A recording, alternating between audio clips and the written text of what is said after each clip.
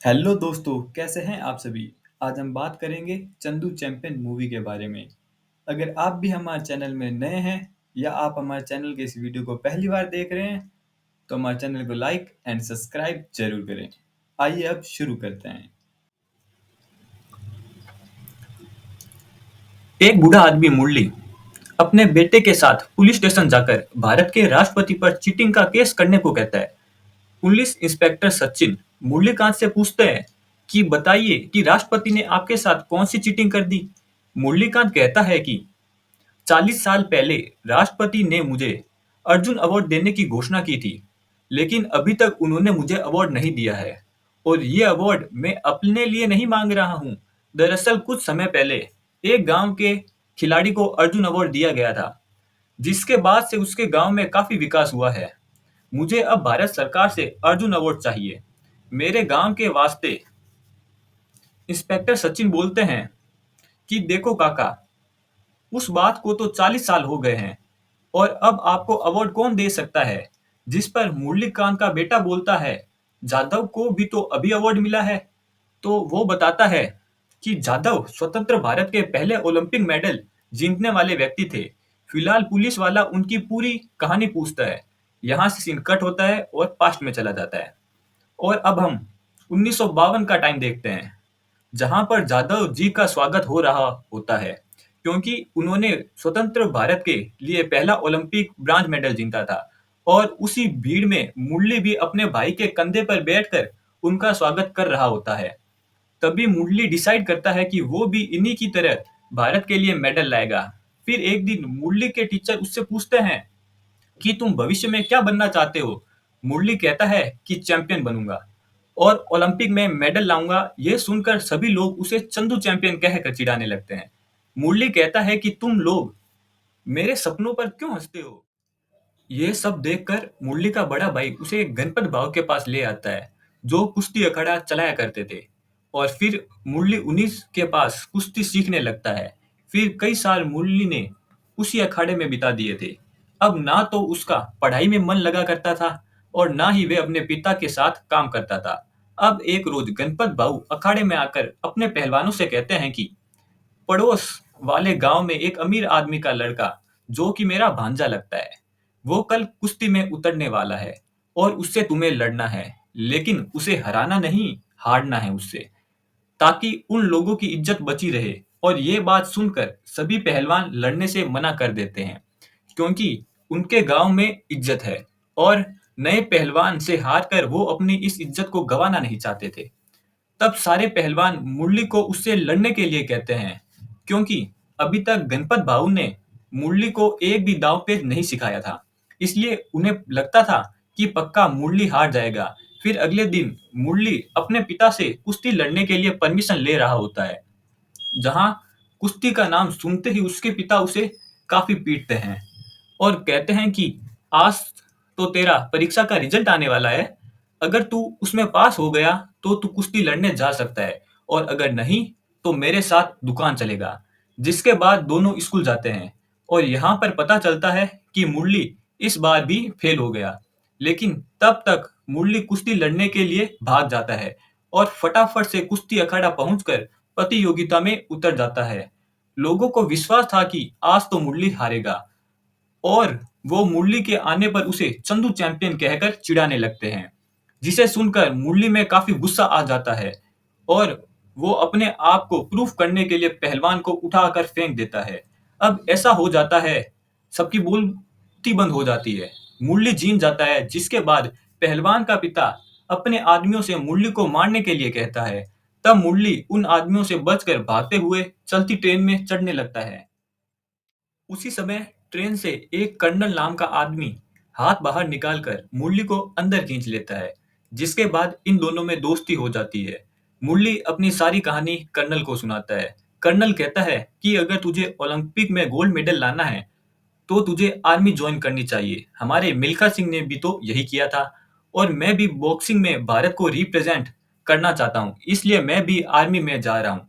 अब अगले दिन आर्मी की भर्ती होती है। ये दोनों काफी फिट होते हैं, इसलिए आराम से इनका आर्मी में सिलेक्शन भी हो जाता है। और जितने भी लोग सिलेक्ट हुए थे उन सभी को ट्रेनिंग के लिए सिकंदराबाद भेजा जाता है, जहां उन्हें एक आर्मी ऑफिसर ट्रेनिंग देने आता है। वो आर्मी ऑफिसर सभी लोगों को नमूना कहकर बुलाता है। अब काफी दिनों की ट्रेनिंग लेने के बाद सभी लोग काफी अच्छे सोल्जर बन जाते हैं। मुरली सभी लोगों को बताता है कि मैं ओलंपिक में गोल्ड मेडल लेकर आऊंगा, और ये सुनकर ही सभी लोग हंसने लगते हैं। और अब ऐसे मुरली के साथ पहली बार तो नहीं हुआ था, तो सबकी हंसी सुनकर मुरली को बहुत गुस्सा आता है और वो झगड़ा शुरू कर देता है।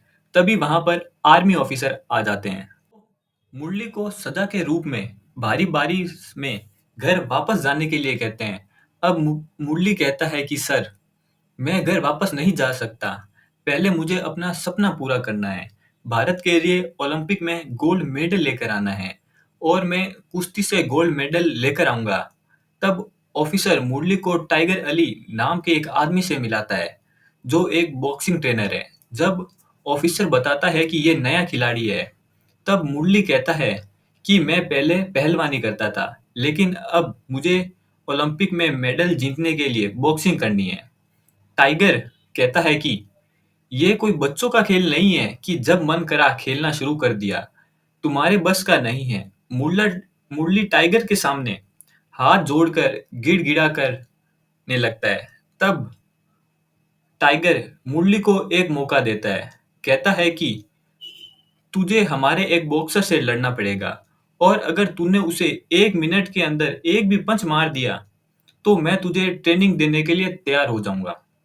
जिसके बाद मुरली उस आदमी के बॉक्सिंग करने लगता है, और आखिरी बचे 5 सेकंड में मुरली उसे एक पंच मार देता है, जिसमें उसकी मदद कर्नल ने की थी। फिर अगले दिन से मुरली की ट्रेनिंग शुरू हो जाती है, और टाइगर अली मुरली को छोटा टाइगर नाम देते हैं, क्योंकि उन्होंने भी ऑफिसर की तरह ही मुरली की आंखों में सपने के प्रति एक जुनून देख लिया था। जिसके बाद वह उस पर काफी ध्यान भी देने लगते हैं, और काफी दिनों के बाद मुरली बॉक्सिंग में काफी अच्छा हो गया था, और उसने काफी फाइट भी जीत ली थी।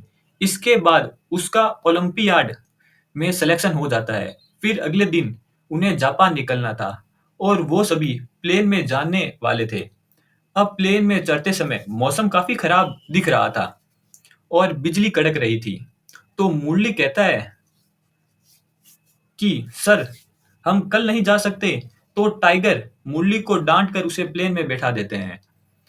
अब प्लेन के स्टार्ट होते ही मुरली डर के मारे खुद तो चिल्लाने लगता है। मुरली के डर को देखकर सभी लोग चिल्लाने लगते हैं। फिर जैसे ही प्लेन हवा में उड़ता है तो सभी लोग शांत हो जाते हैं।